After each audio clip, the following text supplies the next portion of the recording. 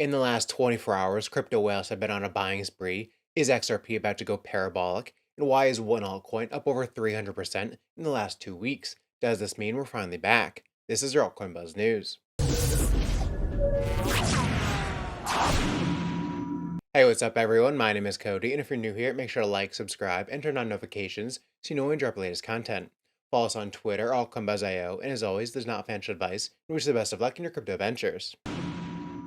All right, so starting off today, Bitcoin is holding up pretty strong, actually. We're above $95,000 a couple hours before the market open here, and it's looking good over the weekend. Now, I will say, usually going into New York Open on Monday, we do have a bit of a, trickery, so we might dump a little bit, but then if we can ultimately hold above this line here around $92,500, if we can hold above this support, that is looking pretty good. Now, I will say the only thing I'm kind of cautious about is we have this big order block here at around 95, around 96,000, up to around $98,500. This is the high before the low that took us down and started this whole chop down below this range here. So this is the key area for me that I want to see us get above. It is good that we have reclaimed this level here, which was kind of like the range we were sitting in before. So it is good that we've come above, we've reclaimed this now so far, but there's another major level of resistance right here. And so before I get too bullish, I do want to see us reclaim this. I do think we do reclaim this and we do come back above here. I do think that we are going to see much higher prices. And I do think that is probably what's going to happen over the summer. I'm just a little bit cautious before, buying any more altcoins right now with how, things have shot up over the past couple days, really last week. So I am a bit cautious here, optimistically cautious. But I do think this is looking pretty good. I do think we are just coming into a bit of resistance right here. So what might happen as we pump into New York Open, we pump into this, and then maybe we sell off down here towards around $92,000, and then we try again a little bit later. So something to watch out for today as we go into New York Open. But once we do this right here, I'm super bullish, and I think we're gonna go to new all-time highs pretty soon after we get back above this level here. So that is looking pretty good. So starting off today, we have the Kobayashi later saying investors are rushing into Bitcoin. US listed Bitcoin ETFs recorded $936 million in net inflows on Tuesday, the third highest this year. In just 3 days, investors poured into Bitcoin ETFs, a whopping $1.4 billion. And since the April 7th low, Bitcoin prices have surged over 25% and are now trading above $94,000. For the first time all year, it appears Bitcoin has decoupled from risky assets and is now seen as a large safe haven driven demand. Is Bitcoin heading to 100K plus? So we could be seeing that fairly soon, I think. I think it's going to be a pretty good summer for asset prices. Usually summers are pretty bad, but I think this cycle is so different. Like this might be similar to what we had of like a DeFi summer of 2020. So it could be another good summer instead of a boring, choppy one.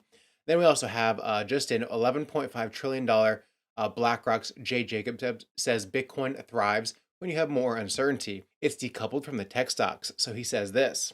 We would think over the long term, if this is the trajectory of kind of greater uncertainty around the world, that things like gold and things like Bitcoin should continue to go up. It is this type of uncertainty where people are looking for alternatives, parts of their portfolio that are going to behave separately from stocks and bonds.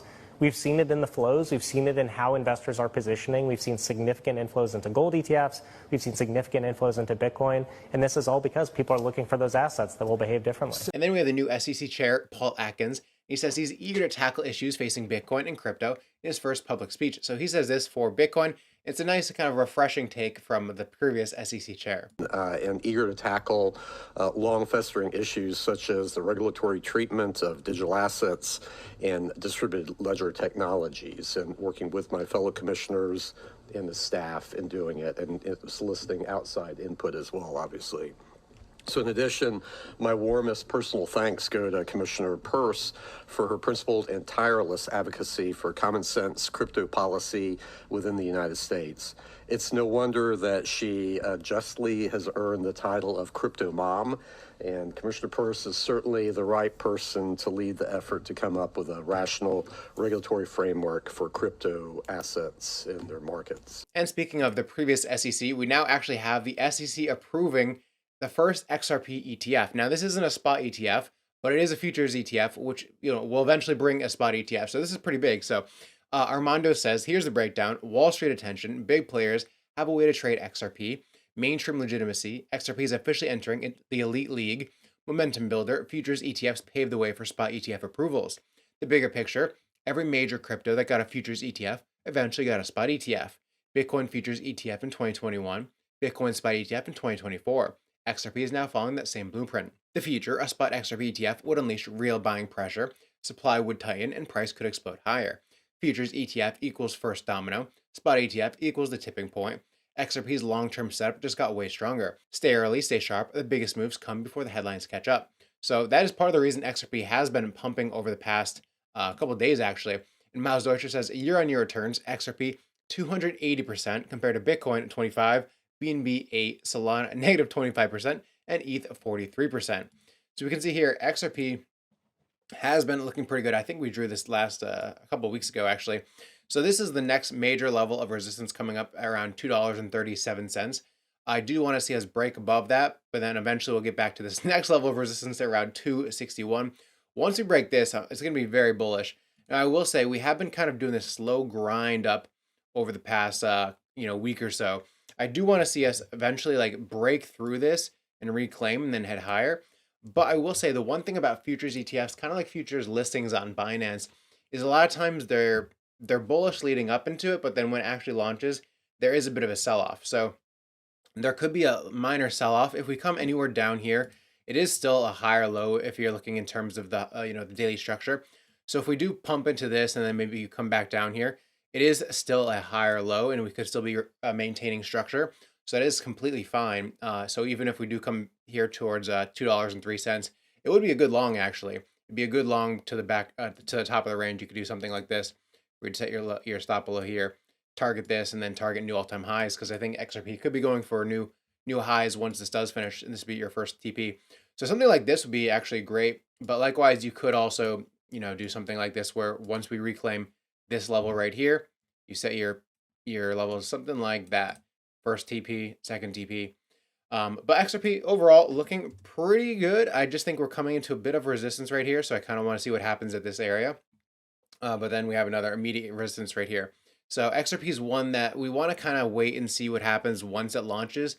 Similar to the Binance ETF, I think we could have a little bit of a sell-off, so wait for that. But overall, XRP is looking pretty good. And I think once we get above this real level here around 261, I think we're off to the races for new all-time highs, similar to Bitcoin right now. Once we get above this, this next major level, once we get above that, we're off to new all-time highs. And then for the altcoin that is up 300% in the past couple of weeks, we have Pengu. So we have Cow saying Pengu's up 46% after new big Canary Pengu ETF. This is kind of like a crazy timeline. Seeing Pengu, which it's not a meme coin, but it falls into that like animal character category, now has an ETF. So Pudgy Penguins and the Pudgy Penguin ETF, NFTs now have an ETF. And like Eli says, people are forgetting something important. Pengu and the Pudgy Penguins NFTs were included in an ETF filing by Canary Capital last month. We haven't seen the beginning of the Pengu proliferation. So Pengu is one that's, it's been up a lot. On the daily chart, it looks like it's gone parabolic. So I think it is due for a little bit of a pullback right now. If you can see here on the daily chart, we have this sort of level of support right here. So I'd like to see it come back down here. It's kind of hard to zoom out. Here we go.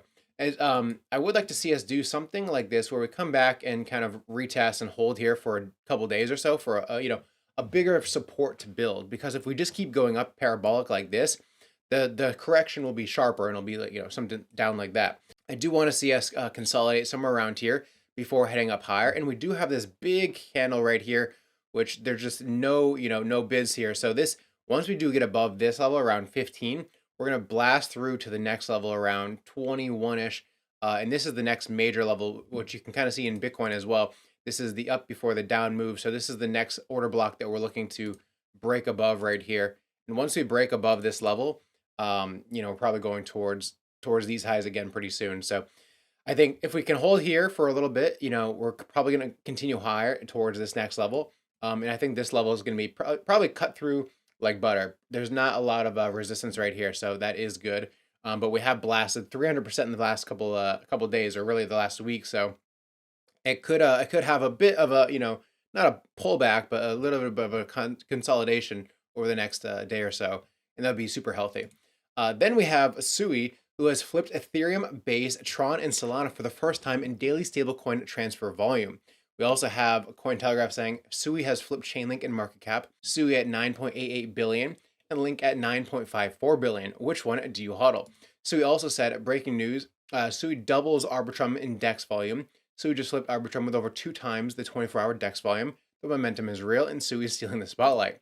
We also have Zia saying, Sui has been quietly stacking real ones lately. Grayscale Trust now trading OTC, more eyes, more access. Virtual MasterCard with X Portal lets you spend at Sui at 20,000 plus spots. Eli Roth collab brings film collectibles on chain. Feels like Sui Network is building for real world flow. And we also have Torero or Romero saying Sui surpasses 150 million total accounts, up 7% in the last 7 days. Then we have the real reason, which I think, Sui is up so much over the past couple days and weeks, is a lot of speculation about Pokemon on Sui. The rumor mill is working overtime on this one. Today, Pokemon Home had a privacy policy update, which includes a new developer, Parasol Technologies. Misson Labs owns Parasol and is also the developer behind Sui. Not too hard to start connecting these dots. So is Sui going to be the home for it? Now we have the Sui Play OX1 coming out later this year. We also have, I think it just finished pre-orders actually. I think it sold out. So Sui, which is having this gaming console and, is in crypto and is very heavy in crypto gaming, could be, doing some kind of collaboration with, Pokemon NFTs. I'm sure they'll call it something else, not an NFT. They'll call it some kind of digital collectible. I could see that happening. And with such a big IP behind Pokemon, this could be massive for Sui if this is true. But that is probably part of the reason that Sui is, pumping like crazy as well. So very bullish for Sui.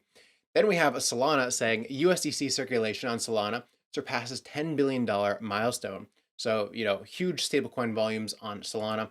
And Solana says the best assets want to be everywhere. Blockchains make that possible. And so we have Lily Liu saying this on BlackRock's BUIDL fund, recently expanding to Solana. Solana, we've been working on partnering with institutions for quite a while now, because I think that our vision for what blockchains are is that it should be global financial infrastructure that bring all of the assets available to people around the world that have access to the internet. But I think there now is consensus that the best assets want to be everywhere, and the best assets want to be able to sort of meet demand and meet buyers and meet holders where they are. And increasingly, if you look at crypto as an asset class, we've got $3 to $4 trillion of assets on chain, and this is now a new distribution platform.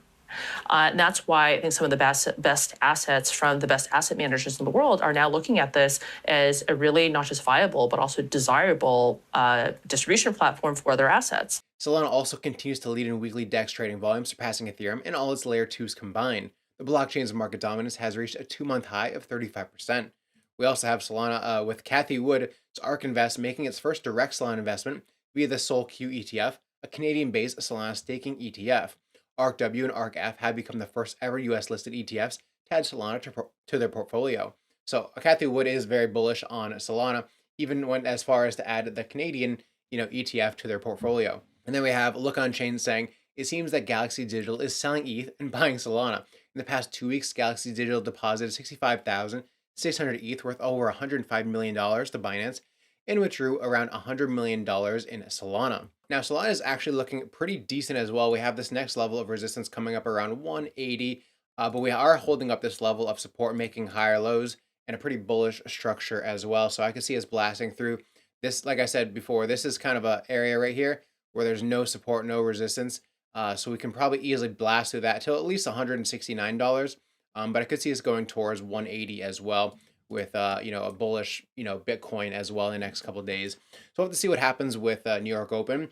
But I could see this probably blasting up as well, and Ethereum probably lagging behind as everyone converts their Ethereum like Galaxy Digital into Solana. And then lastly, we have iExec launches its $1 million RLC fund to back developers in AI, DePin, RWA, and more, all the hot narratives of the year.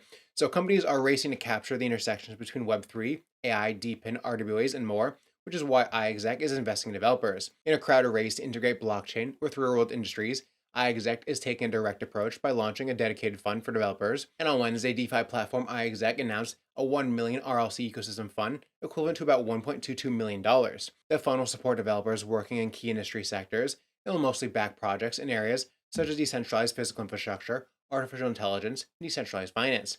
Additionally, projects focused on real-world asset tokenization, social finance, and privacy-preserving technologies are also eligible to apply for funding. In addition to financial support, selected projects will gain access to mentorship, iExec's network of strategic partnerships and a suite of resources, including developer tools and its software development kit to streamline the process of bringing their applications to life.